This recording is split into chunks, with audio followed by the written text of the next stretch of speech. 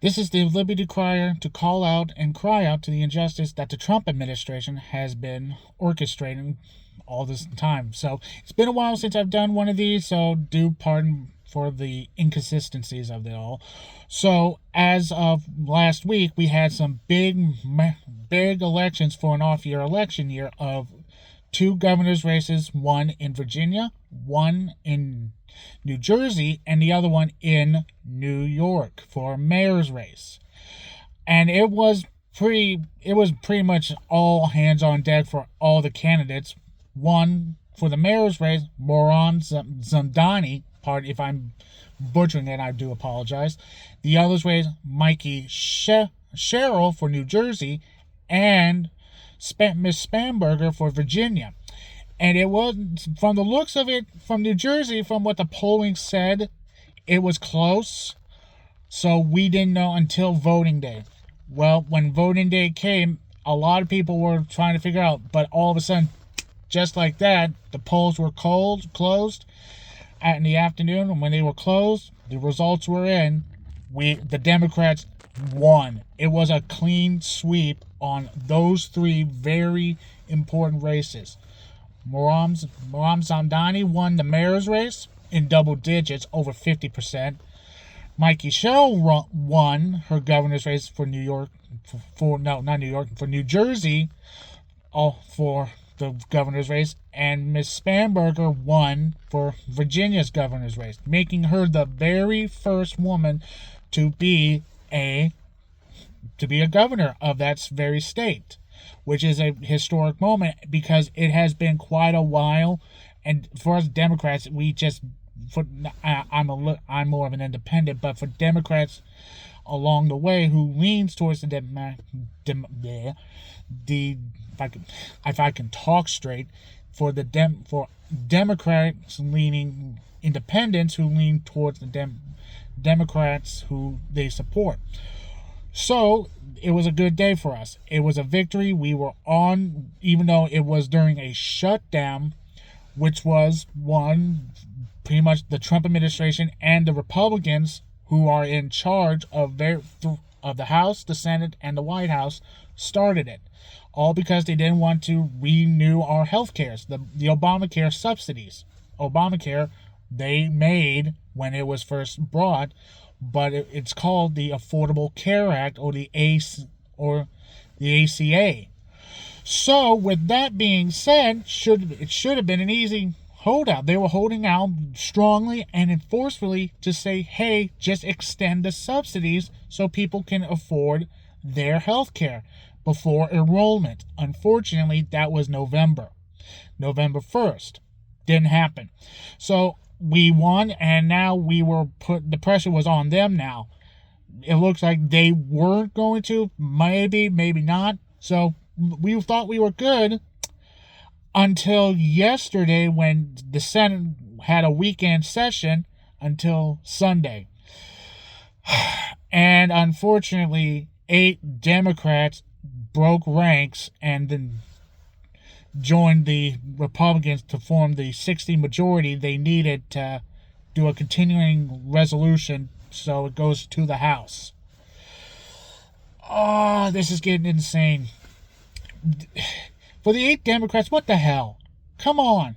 We needed it. Yes, look, I get it. SNAP is important. We need food. We can't survive without SNAP. We can't survive food for a month, as science says. So now we have to be careful of what we do, how we spend things, and how we need. Yes, but I am not giving them a pass on this because they bungled it. They butchered it. And in a post that Gavin Newsom said, one word, pathetic. I couldn't agree more for this. Those 8 Democrats caved and made all the other Democrats who held the line stronger. But it made them weaker now.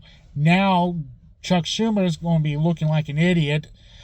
Honestly, I think he's starting to look like one. He's not in a good position as he was the first time he caved, which at that time I saw that, but now I'm starting to think, okay, he may not be the guy I thought. So now, unless he gets his act together, or he did it on purpose, or directly or indirectly, he can't lead the party, so he has to step down, or somebody else has to take over.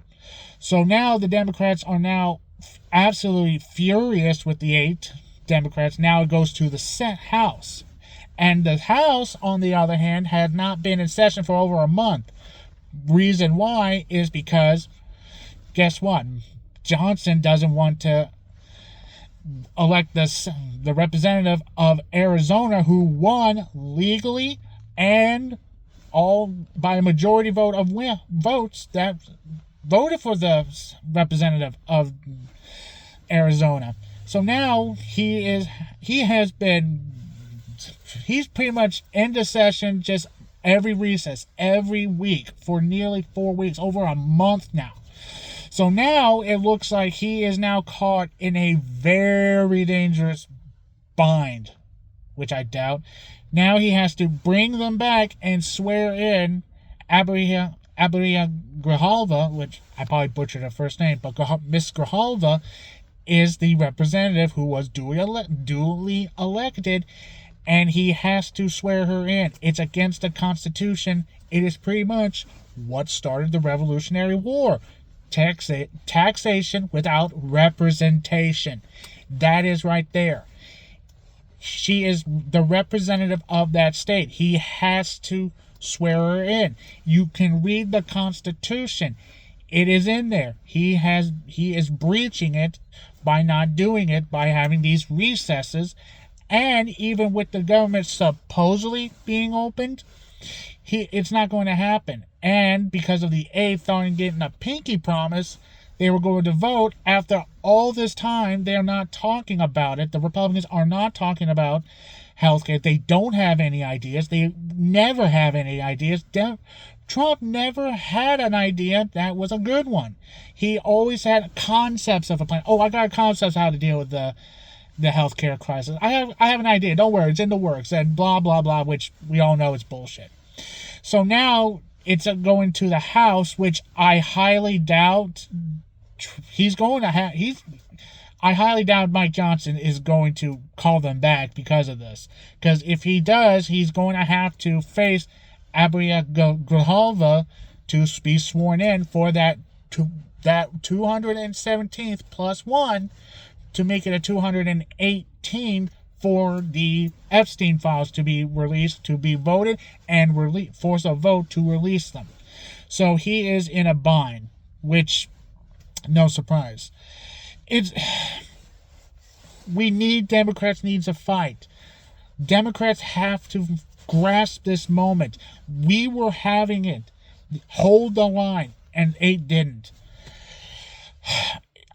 It's insane to me. It's saddening, but given that what's going on, we have a win, but it looks like they just bundled it. They didn't spike it. They didn't do it. They just said, here you go, take the football. So, to end on this, it is just disheartening and that. So, it has been a while, and I will continue to do more of these when I get more information and more ideas of to do these. So, be careful out there. Always respect one another and keep an eye out for anything that does not seem right, seems wrong, and seems suspicious. Always stay in touch. Stay together. We are the United States of America. We're Americans, and we do not take bullies for lightly. So, thank you for watching, and be safe. May God protect our citizens and our troops.